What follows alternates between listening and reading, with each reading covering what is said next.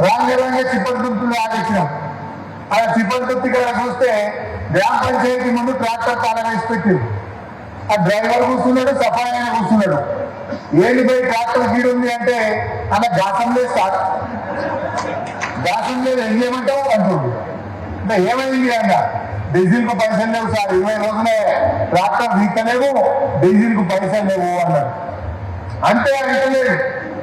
ఆ ఊర్లో 110 బుగ్గలు ఉంటే 90 బుగ్గలు కాకపోయినాయి కదా, 10,000 బుగ్గలే ఎరుగుతున్నాయి. కాలిపోయిన బుగ్గలు వేద్దామంటే పైసలు లేవట. పైకి బలిగిపోతే అక్కిద్దామంటే తుక్కుడు వేద్దామంటే పైసలు లేవట. మంచినీళ్ళు రాకపోయినా దిక్కు లేదు, బుగ్గలు ఎరిగిపోతే అడిగేటోడు లేదు. చెత్త ట్రాక్టర్ బంద్ అయిపోయింది.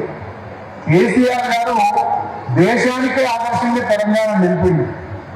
ప్రతి ఊరుకు ప్రతి తండాకు ట్రాక్టర్ ఉన్న రాష్ట్రం ఏదైతే భారతదేశంలో అది తెలంగాణ రాష్ట్రం.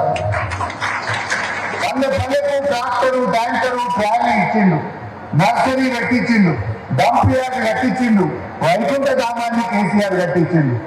ఈ రేవంత్ రెడ్డి ఏమంటాడు, కేసీఆర్ ఆనవాళ్ళు లేకుండా చేస్తా, కేసీఆర్ ఆనవాళ్ళు లేకుండా చేస్తా. ఏం చేస్తాం ఆనవాళ్ళు?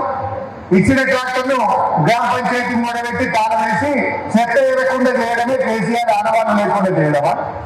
మార్పు మార్పు అంటే ఏం మార్పు? ఊర్లను చీకట్మయం చేసి బుగ్గలు వెళ్ళకుండా చేయడమే కాంగ్రెస్ పార్టీ తెచ్చిన మార్పు. ఊర్లలో వచ్చే బుగ్గలు లేవు, చెత్త ట్రాక్టర్ 20 రోజులు వెళ్ళిన తర్వాత వానకాలం వచ్చింది. ఇలా వానకాలంలో చెత్త ఎరకపోతే డైరియా, అంటు రోగాలు, విష జ్వరాలు వచ్చి వైరల్ ఫీవర్స్ వచ్చి గ్రామాల్లో ప్రజలు ఇబ్బంది పడరా? ఏం చేస్తారు రేవంత్ రెడ్డి?